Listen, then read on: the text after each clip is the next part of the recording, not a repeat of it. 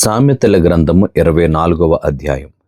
దుర్జనులను చూచి మత్సరపడకుము, వారి సహవాసము కోరకుము. వారి హృదయము బలాత్కారము చేయ యోచించును, వారి పెదవులు కీడును గూర్చి మాటలాడును. జ్ఞానము వలన ఇల్లు కట్టబడును, వివేచన వలన అది స్థిరపరచబడును. తెలివి చేత దాని గదులు విలువగల రమ్యమైన సర్వ సంపదలతో నింపబడును. జ్ఞానము గలవాడు బలవంతుడిగా నుండును, తెలివి గలవాడు శక్తిమంతుడిగా నుండును. వివేకము గల నాయకుడివై యుద్ధము చేయుము, ఆలోచన చెప్పువారు అనేకులుండుట రక్షణకరము. మూర్ఖునికి జ్ఞానము అందదు, గుమ్మమునొద్ద అట్టివారు మౌనులై యుందురు. కీడు చేయ పన్నాగములు పన్నువానికి తంటాలమారి అని పేరు పెట్టబడును.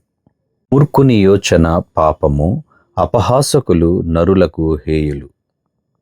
శ్రమదినమున నీవు కృంగిన ఎడల నీవు చేతకాని వాడవగదువు. చావునకై పట్టబడిన వారిని నీవు తప్పించుము, నాశనమందు పడుటకు జోగుచున్న వారిని నీవు రక్షింపవా?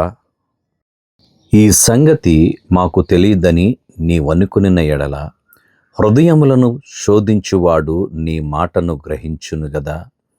నిన్ను కనిపెట్టువాడు దాని నెరుగును గదా. నరులకు వారి వారి పనులను బట్టి ఆయన ప్రతీకారము చేయును గదా. నా కుమారుడా, తేనె త్రాగుము, అది రుచిగలది గదా. తేనె పట్టు తినుము, అది నీ నాలుకకు తీపియే గదా. నీ ఆత్మకు జ్ఞానము అట్టిదని తెలుసుకొనుము, అది నీకు దొరికిన ఎడల ముందుకు నీకు మంచి గతి కలుగును, నీ ఆశ భంగము కానేరదు. భక్తిహీనుడా, నీతిమంతుని నివాసమునొద్ద పొంచియుండకుము, వాని విశ్రమ స్థలమును పాడు చేయకుము. నీతిమంతుడు 7 మారులు పడినను తిరిగి లేచును, ఆపత్కాలమునందు భక్తిహీనులు కూలుదురు. నీ శత్రువు పడినప్పుడు సంతోషింపకము, వాడు తొట్రిల్లునప్పుడు నీవు మనస్సున నొల్లసింపకము. యెహోవా అది చూచి అసహించుకొని వాని మీద నుండి తన కోపము త్రిప్పుకొనునేమో. దుర్మార్గులను చూచి నీవు వ్యసనపడకుము, భక్తిహీనుల ఎడల మత్సరపడకుము. దుర్జనునికి ముందుగతి లేదు, భక్తిహీనుల దీపము ఆరిపోవును. నా కుమారుడా, యెహోవాను ఘనపరచుము, రాజును ఘనపరచుము. అలాగు చేయని వారి జోలికి పోకుము, అట్టి వారికి ఆపద హఠాత్తుగా తటస్థించును. వారి కాలము ఎప్పుడు ముగియునో ఎవరికి తెలియను. ఇవియు జ్ఞానులు చెప్పిన సామెతలే. న్యాయము తీర్చుటలో పక్షపాతము చూపుట ధర్మము కాదు. నీయందు దోషము లేదని దుష్టునితో చెప్పువానిని ప్రజలు శపించుదురు, జనులు అట్టి వానియందు అసహ్యపడుదురు.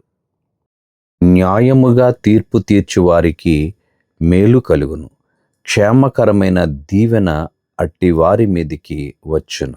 సరి అయిన మాటలతో ప్రత్యుత్తరమిచ్చుట పెదవులతో ముద్దు పెట్టుకొనినట్లుండును.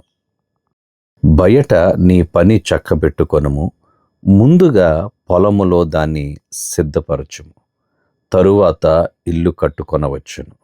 నిర్నిమిత్తముగా నీ పొరుగువాని మీద సాక్ష్యము పలుకకుము, నీ పెదవులతో మోసపు మాటలు చెప్పవచ్చునా?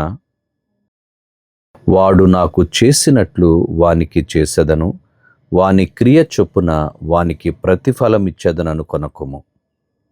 సోమరి వాని చేను దాటిరాగా, తెలివిలేని వాని ద్రాక్ష తోట నేను దాటిరాగా, ఇదిగో దాని యందంతటా ముండ్ల తుప్పలు బలిసియుండెను, దూలగొండ్లు దాని కప్పియుండెను, దాని రాతి గోడ పడియుండెను. నేను దాని చూచి యోచన చేసుకొంటిని, దాని కనిపెట్టి బుద్ధి తెచ్చుకొంటిని. వీటి వలన నీకు దరిద్రత పరిగెత్తి వచ్చును, ఆయుధస్తుడు వచ్చినట్లు లేమి నీ మీదికి వచ్చును.